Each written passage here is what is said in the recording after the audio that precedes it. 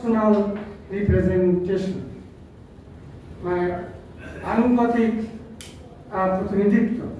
যে দল যত ভোট পাবে সেই দল তত প্রতিনিধি দিবে।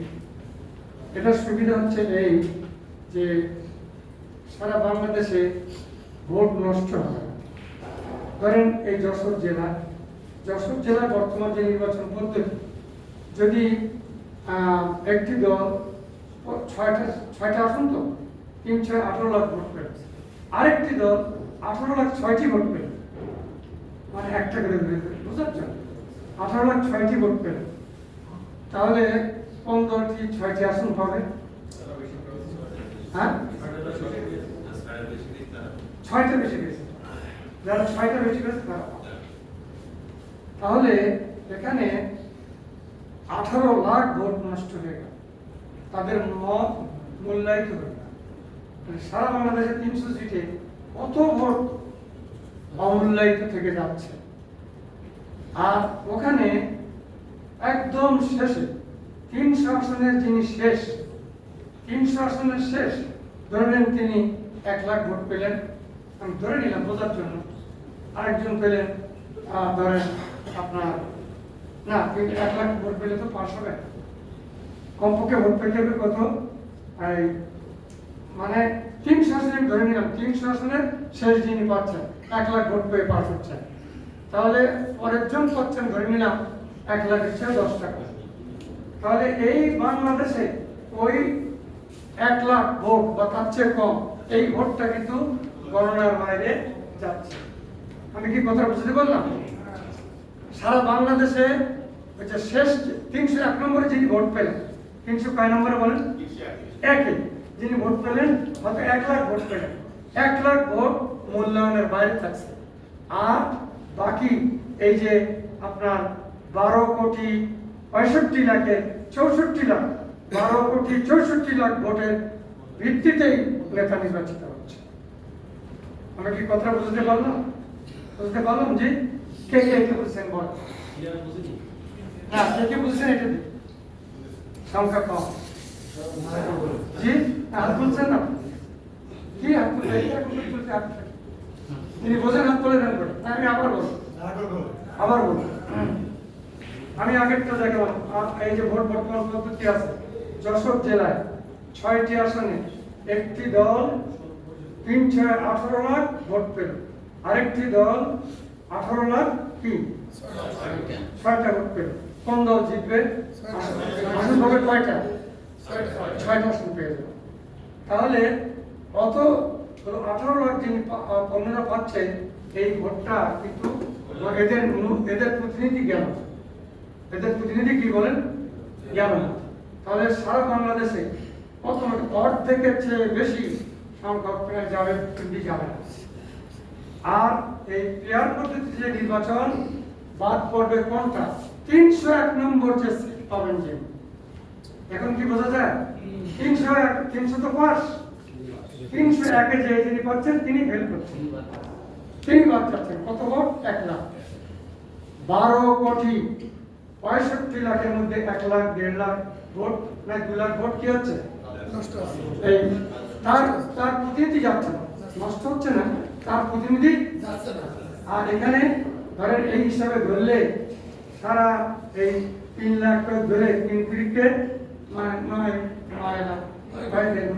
প্রায় এরকম আর কি 3 লাখ এরকম যায়। এখন কি বোঝা গেল কথাটা? কত লোকের প্রতিনিধি সেখানে যাচ্ছে না?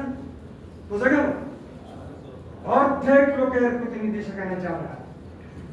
আর এখানে 300 ভাগের 100 ভাগ, 301 ভাগের 1 ভাগে ভোটটা প্রতিনিধি যাবে। কথা বোঝা গেল? তাহলে কোনটা অধিক গণতন্ত্র সম্মত বলেন? হ্যাঁ। 2 নম্বর হচ্ছে, এখন বুঝছেন কে কে একটু বলেন। এরকম তো এই বাচ্চা কি বাচ্চা আপনি কি হাত তুলেছেন? তাহলে আমি বুঝতে পারলাম, হাত তোলেন আবার পুরা পুরা পুরা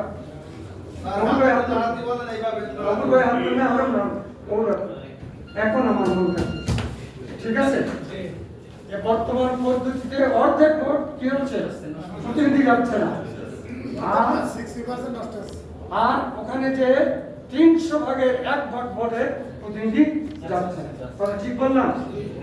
আর একটু বলি, 96 সালে বিএনপি যত ভোট পেয়েছে সিট তা পায় নাই। 1 সালে আওয়ামী লীগ যা ভোট পেয়েছে সিট তা পায় নাই। কেমন? 8 সালে বিএনপি যা পেয়েছে সিট তার অর্ধেকও পায় নাই। দেখেছেন এটা? তাহলে এটা হলো কেন? হলো এই জন্য গণতন্ত্র ধাপে ধাপে অগ্রসর। গণতন্ত্র কি বলেন? আগে কি ভোট দিয়ে হতো? আগে তো মত দিয়ে হতো, তারপরে হাত তুলে হতো। সেটা তো গণতন্ত্র। এটা গণতন্ত্র না? এখন তো পিয়ার পদ্ধতিটা আধুনিক, সর্বাধুনিক, উন্নত। আমার মনে হয় এটা আমরা সামনে যেতে পারি। তাহলে পুরা বাংলাদেশের জনগণের ভোটের মূল্যায়ন করা কোন পদ্ধতিতে? পিয়ার পদ্ধতি। সম্মানিত ভাই, আরেকটা লাভ হচ্ছে সারা বাংলাদেশে এক জায়গায় মারামারি করে। আর এখন সারা বাংলা সবকটা সিটে মারামারি করে। আমরা তো শুনছি অনেকে বলছে নাকি ভোট কেন্দ্রে যেতে দিবে, ভোট কেন্দ্রে কি যেতে দিবে, টাইম পাওয়া দিবে। আমি বলছি এসব কথা কিসের কথা? এসব কথা এটা কি গণতন্ত্রের কথা? এটা কি মানবতার কথা? এটা কি মানবতার কথা? ফ্যাসিলিটি কথা। তাই আমরা কি এই সরকার পরিবর্তন করলাম কি জানি? দেশ কি পেল? সম্মানিত ভাইরা, এরপরে যে সুবিধা, সে সুবিধা হচ্ছে দেখেন কোন সময় ভোট দিতে হয়েছে, যদি গন্ডগোল হয় ভোট দিতে যাবে না, তাই না? এই যে বলা হচ্ছে যে গেলে পার করা দেবে, এর উদ্দেশ্য কি? যেন বহু লোক ভোট দিতে না যায়, নাকি বলেন? এর উদ্দেশ্য হচ্ছে হয়তো করে বহু লোক যেন কি বলেন, আচ্ছা, বহু লোক যদি ভোট দিতে না যায় সেটা কি নির্বাচন হলো? বলেন, একটা সেন্টারে 200 লোক যদি ভোট দিতে না যায় তাহলে নির্বাচন হলো না? তাহলে কি? আর এই পদ্ধতিতে একটা লোক বাড়তে না, কেউ কেউ মানা করবেন, বরং যে ছোট্ট একটা দলের সমর্থক, ধরেন জাতীয় পার্টি কিংবা আরো একটা দলের সমর্থক, একজন লোকের সমর্থক, সেও যে করবে 100% লোক ভোট দিতে যাবে। আর এই পদ্ধতিতে 100% লোক যায় না, 70 হলে মানুষ মনে করে অনেক অনেক অনেক দিয়েছে, আর সে কারণে তো 6-7% লোক দিয়েছে, নাকি? প্রিয় ভাইরা, এছাড়া আরো অনেক বড় সুবিধা আছে। সরকার ফ্যাসিস্ট হতে পারবে। সরকার কি হতে পারবে না বলেন? ফ্যাসিস্ট হওয়ার কোনো সুযোগ নেই, কারণ ওপাশেও সমান শক্তি আছে, এখানে সমান শক্তি আছে। ইচ্ছা মতো আইন পাস করা যাবে না। শেখ হাসিনা যে আইনগুলো পাস করেছে, এরকম পাস করার শক্তি কি বিরোধী দলকে সম্মতিতে এনে পাস করতে হবে। অতএব আপনি বলতে পারেন যে একটা সরকার, একটা দল, ভালো দল যা ইচ্ছা করলো সেরকম করতে পারে না, কারণ যা ইচ্ছে করার সুযোগ থাকলেই ফ্যাসিস্ট হয়ে যাবে 90% সম্ভব। কথা বুঝতে পেরেছেন? অতীত আমরা দেখেছি সরকারে এটা থাকবে না, সরকার ব্যালেন্স আছে। এখানে একটা কথা আছে, আমাদের ভাইরা বলছেন নাকি যে ওদের সরকার দুর্বল হবে, এটা ভুল কথা। আমেরিকায় তো বিরোধী দল সমান সমান। আমেরিকায় কি বলেন, বিরোধী দল কি 2 ভোটে 3 ভোটে আইন পাস হয়, 2 ভোটে 3 ভোটে কি পাস হয়। আমেরিকা সরকার থেকে দুর্বল বলবে? আমেরিকার প্রেসিডেন্ট কি দুর্বল প্রেসিডেন্ট? এটা দুর্বল না, এটাই গণতন্ত্র। সম্মানিত ভাইরা,